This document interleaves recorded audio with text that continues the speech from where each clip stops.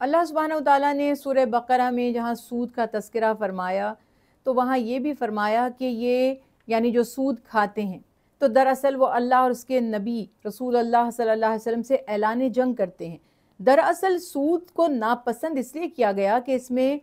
मज़लूमों का, गुरबा का, इंसानों का इस्तेहसाल है, ज़ुल्म है। और इस बात को समझ लीजिए कि देखिए, सूद की जो बिगिनिंग हुई, जो इब्तिदा हुई कि कोई मजबूर है, बेबस है, ज़रूरतमंद है। एक तबका इंसानों का वो है और दूसरा तबका वो है जो प्रिविलेज्ड है, जिसके पास माल असबाब की फरावानी है, वसाइल की कसरत है। अब ये जो मजबूर और बेबस ज़रूरतमंद शख्स है, कभी किसी मुश्किल में घिर जाता है, किसी मुसीबत में गिरफ्तार हो जाता है और अपनी जायज़ ज़रूरतों को पूरा करने के लिए इसके पास पैसा नहीं है, सोर्सेज़ नहीं है, वसाइल नहीं है, तो ये उन लोगों के पास जाता है कर्ज़ लेने के लिए कि मुझे फ़लाँ तकलीफ़ है, फ़लाँ मसला दरपेश है, तो मुझे फ़ौरी तौर पर मदद चाहिए, तो उसको कुछ कर्ज़ दे दिया जाए, उधार दे दिया जाए। तो उस ज़माने में ख़ास तौर पर यहूद का ये तरीक़ाकार था, जिनके पास बड़ा माल था, ज़ाहिर है माल जमा करके रखते थे। जब वो कर्ज़ दिया करते थे या ऐसे लोग जो मालदार हैं, वसाइल रखते हैं, जब वो कर्ज़ देते थे बेबस मजबूर लोगों को,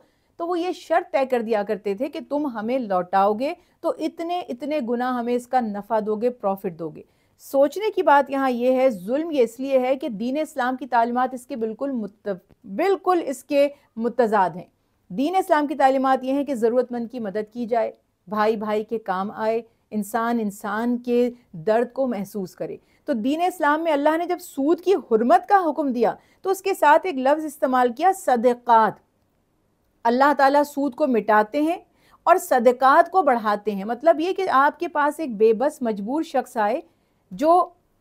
तकलीफ़ में है, परेशान है, तो बजाय इसके कि आप उससे भी कुछ हासिल करने की नियत करें, आप अपने माल में से उस पर खर्च करें और उसकी मदद करें, उसको रिलीफ़ मिले। तो सूदखोर इसके बिल्कुल ऑपोज़िट काम कर रहा है। वो एहसास नहीं कर रहा, वो अपनी वेल्थ को, जायदाद को, अपनी दौलत को, अपने वसाइल को इस्तेमाल नहीं कर रहा दूसरों के नफ़े के लिए, बल्कि उनसे भी तकाज़ा कर रहा है। अब एक शख्स जो पहले से ही कर्ज़ में जकड़ा हुआ है, उसके पास पहले ही अपनी जायज़ ज़रूरत पूरी करने के लिए पैसा नहीं है, वो कर्ज़ उठा लेता है, फिर उसके बाद उसको कई-कई गुना नफ़े के साथ लौटाना पड़ता है। इसीलिए दीन इस्लाम में इसको डिस्करेज किया गया, कंडेम किया गया कि आप सूदी कारोबार करें या सूद पर कर्ज़ दें, बल्कि फ़रमाया कर्ज़ हसन दो, अगर नहीं तो इससे भी अफ़ज़ल दर्जा ये है कि सदका ही कर दिया जाए। तो जिसने ज़रूरतमंद को सदका दे दिया, जिसने उसकी ज़रूरत पूरी कर दी, तो अल्लाह ताला ने क़यामत के दिन वादा फ़रमाया कि जिस दिन अर्श के साए के सिवा कोई साया नहीं होगा, अल्लाह ताला उस दिन उस शख्स पर रहम फरमाएंगे और उसको अपने साया रहमत में जगह देंगे, जिसने किसी ज़रूरतमंद को कर्ज़ दिया और फिर उसको या तो मोहलत दी जितनी उसकी सहूलत थी, या फिर उसको माफ़ कर दिया। देखिए, यहाँ पर बहुत तफ़सीली ये टॉपिक है और हम ख़ास तौर पर हम जो बरे-सग़ीर के, मैं हमेशा ये एनालिसिस करती हूँ कि बरे-सग़ीर के जो मुसलमान हैं, वो जज़्बात से ज़्यादा और दलील और इल्म से कम काम लेते हैं। तो यहाँ ये बात समझ लीजिए कि बैंकी सिस्टम, जो हमारे अकाउंट्स बनाए जाते हैं बैंकों में, हम वहाँ पर अपना पैसा, अपनी करेंसी रखते हैं। हमारे पैसे को बैंक मुख्तलिफ़ जगहों पे इन्वेस्ट करता है, मुख्तलिफ़ कारोबार में लगाता है। बैंक बेबस नहीं है, मजबूर नहीं है, और हम भी इतने बेबस और मजबूर समटाइम्स नहीं होते। हम भी अपनी मर्ज़ी से ही वो पैसा वहाँ पर रखवाते हैं। यहाँ पर ये देखा जाएगा, आम तौर पर डिटेल में अगर जाए बगैर बात करूँ, तो एक आम तासुर और फतवा ये है कि जो शख्स ज़रूरतमंद नहीं है, उसकी कोई मजबूरी नहीं है, वो मोहताज नहीं है, कोई खुदा ना खास्ता ऐसा उसके कमाने में इशू नहीं है, तो वो इंटरेस्ट की रकम ना ले। एक आम तासुर हमारे यहाँ, जो हमारे मुस्लिम उलमा हैं, वो यही देते हैं कि आप सूदी रकम ना खाएं, अपने ऊपर खर्च ना करें, मगर जनरली हमें हाईली रिकमेंड करते हैं कि आप वो इंटरेस्ट की रकम ज़रूर ले लें, मगर उसको किसी ज़रूरतमंद पर खर्च कर दें। क्योंकि ज़रूरतमंद के लिए, लाचार के लिए, जो फाके कर रहा है, जो ज़रूरतमंद है और अपनी ज़रूरत को पूरी करने के लिए उसके पास कुछ नहीं है, उसके लिए तो वो रकम जायज़ हो जाएगी। तो उस सूरत में आप खुद मत खाएं और उस पर वो माल खर्च कर दें। बाकी फर्दर इसके ऊपर डिबेटेबल है कि ये कौन सा सूद है जो बैंकों में कारोबार किया जा रहा है। अब ज़ाहिर है उस ज़माने में सोने से काम किया जाता, गोल्ड का काम किया जाता था, और प्रैक्टिकली अगर आप इस चीज़ को तहम्मुल से बैठकर देखेंगे कि गोल्ड की प्राइस बढ़ती है, यानी गोल्ड आपके पास है तो नुकसान में आप नहीं रहेंगे, सूनर और लेटर उसकी प्राइस बढ़ती चली जाएगी। लेकिन अगर आप रकम किसी को दे देते हैं, अब आपकी 25 साल रकम बैंक में रखी हुई है या आपने किसी को लोन दिया और उसने कहा मैं 5 साल बाद वापस करूंगा, तो जिस तेज़ी के साथ आज रुपए की कीमत गिरती चली जा रही है, 5 साल के बाद जब आपका प्योर कर्ज आपको वापस मिलेगा तो आप समझ सकते हैं कि ये बहुत बड़ा एक सेक्रीफाइस होगा आपकी तरफ से, क्योंकि वो उसकी वैल्यू नहीं रहेगी। तो मैं तो ये अदना सी गुजारिश करती हूँ कि अगर आप सूदी सिस्टम को ख़त्म करना चाहते हैं तो गोल्ड से काम शुरू कर दें, उसी सूरत में आपका माल, असली माल बच सकता है, वरना तो नहीं बच सकता। कि आपने 25 साल बैंक में पैसे रख दिए हैं, बैंक तो उससे फ़ायदा उठा रहा है ज़ाहिर है, और वो आपके पैसे से ही कारोबार दुनिया भर में चल रहे हैं, मामलात हो रहे हैं, लेकिन आपको 25 साल के बाद उतनी की उतनी रकम मिल रही है जितनी थी। अगर असल रकम आप देख रहे हैं या आपने किसी को लोन भी दिया है तो 5 साल 10 साल की मोहलत अगर आपने उसको दी है तो आपकी करेंसी की तो वैल्यू वो रही ही नहीं। आप इसको गोल्ड पर कयास करें, गोल्ड के सिस्टम से करें। मैं आपसे लोन में आपको देना चाहती हूँ, ठीक है, मैं आपसे कहती हूँ 1 तोला सोना मैं आपको दे रही हूँ,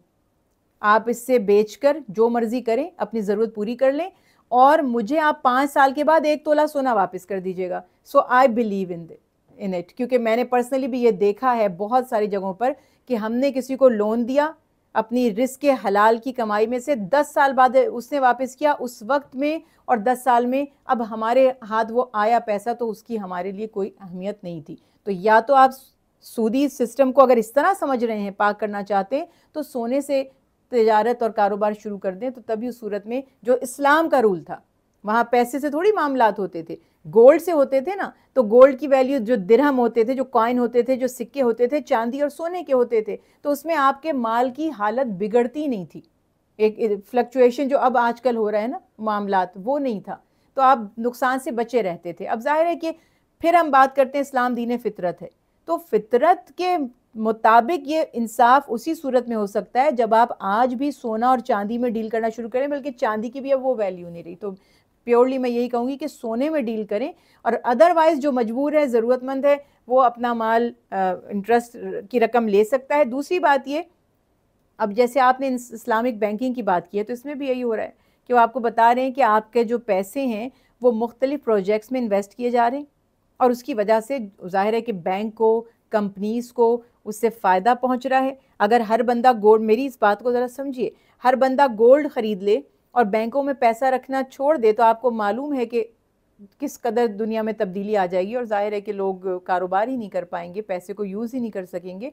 इसलिए इस बात का ख्याल हमें रखना चाहिए कि जहाँ पर आपके पैसों को हलाल कामों में इन्वेस्ट किया जा रहा है और उसमें फिर आपको एक शरह के हिसाब से प्रॉफिट दिया जा रहा है, तो फिर वो प्रॉफिट आपके लिए बाज़ उलमाए कराम की जिन्होंने तहकीक की है उनके मुताबिक वो आपके लिए जायज़ है। कुरान पाक में बड़ी वजाहत से अल्लाह सुब्हानहू तआला ने जब हुर्मत के अहकामात बयान किए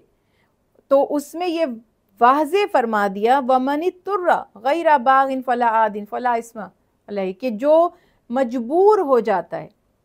जो इस्तराबी कैफियत में है, यानी कि जो बेबस है, तकलीफ़ में है, जो बागी नहीं है, जो शौक़ से नाफरमानी नहीं करना चाहता, जो नफ्स की पैरवी करना नहीं चाहता, और वो एक सूरत हाल के लिए मजबूर कर दिया जाता है, तो अल्लाह ताला फरमा रहे हैं कि फिर उस पर कोई गुनाह नहीं। तो आज हम इस बुरे तरीके से फंस चुके हैं, यहाँ कोई हमें कर्ज, मुझे बताइए, आप किसी से उधार मांग के मुझे बताइए और चेक कीजिए कि कितने लोग आपको उधार देंगे। अच्छे अच्छे करीबी दोस्त, हत्ता के सगे भाई भी कहेंगे भाई मेरी तो बड़ी मजबूरियां हैं, मैं अच्छा 2 दिन पहले बताते, मैंने अभी फला जगह पे इन्वेस्ट कर दिया। सब एक तरफ हो जाएंगे,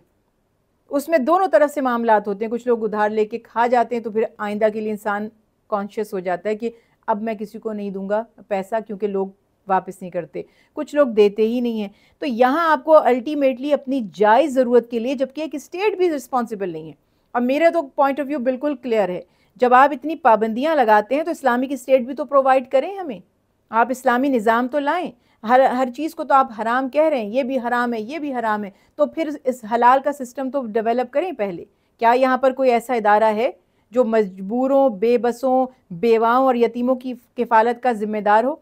तो वहाँ पर सब लोग अपनी इज्जत नफ्स बचाने के लिए, अपनी नामूस को बचाने के लिए कहाँ से पैसा लेके आते हैं? मजबूरन उनको सूद पर बैंकों से कर्ज उठाने पड़ते हैं, ऐसे इदारों की तरफ जाना पड़ता है। तो जब कोई शख्स मजबूर है, ये नहीं कि अपने ऐश व इशरत के लिए, हॉलीडेज़ करने के लिए, लग्जरी कार ख़रीदने के लिए। मतलब बेसिक रूल, सिर्फ अपनी जायज़ ज़रूरत के लिए अगर किसी को कर्ज़ लेना पड़ जाए और उस पर सूद देना पड़ जाए तो यकीनी तौर पर फिर वो इस पर गुनाहगार नहीं है, क्योंकि वो अपनी मर्ज़ी और शौक़ से नहीं कर रहा, ये उसकी चॉइस नहीं है। वरना तो इस बारे में हदीस कोट की जाती है ना कि आप सल्लल्लाहु अलैहि वसल्लम ने फरमाया, सूद लेने वाला, देने वाला, इसको लिखने वाला, सब पर अल्लाह सुब्हानहू व तआला की रहमत से दूरी का बयान फरमाया। लेकिन अब यहाँ पर एग्जेम्पशन ये आ जाएगी कि वो शख्स जो मजबूर कर दिया गया, अगर आपके पास कोई ऑल्टरनेटिव था, अगर आपके पास कोई ऐसा इदारा था जो इंटरेस्ट फ्री आपको लोन दे रहा था या कर्ज़ हसन दे रहा था और आपने उनसे जाकर चेक करने के बजाय, उनको एप्लीकेशन देने के बजाय, उनको रिक्वेस्ट करने के बजाय डायरेक्ट बैंक जाकर सूदी कर्ज़ ले लिया, तब तो आपसे सवाल किया जा सकता है कि जब आपके पास हलाल मौजूद था, जब आपके पास बेहतर रास्ता था, तो आपने क्यों दूसरी तरफ आप गए जहाँ पर आपके दिल में शक व शुबा है और हमारे पास ऐसे अहकामात मौजूद हैं। तो इन बातों को तहम्मुल से तकवा और हिकमत दोनों के साथ समझा जाए कि जब कोई शख्स लाचार और मजबूर हो जाता है तो फिर अल्लाह की रहमत इतनी वसी है कि वो दिलों के हाल जानते हैं और अल्लाह ताला अपने बंदों पर मेहरबान है। जिस चीज़ के हम समझ लीजिए कि इख्तियार नहीं रखते, जिस चीज़ के हम मुतहम्मिल नहीं हैं, तो अल्लाह ताला भी उस पर हमसे ज़रूर रहमत का मामला फरमाते हैं। अगेन चूँकि सूद को समझा ही नहीं हमने सही तरह से, और फिर आप उसकी डिटेल में जाएंगे कि आखिर ये सूदी रकम ये डेवलप कैसे हो रही है, ये सूद बन कैसे रहा है। अगेन मैंने मिसाल दी इस्लामिक बैंकिंग की, जहाँ पर आपको वाज़े किया जाता है कि किन टर्म्स एंड कंडीशंस की बिना पर आपके पैसे से या जो बैंक में पैसा है उससे इन्वेस्टमेंट का काम लिया जा रहा है।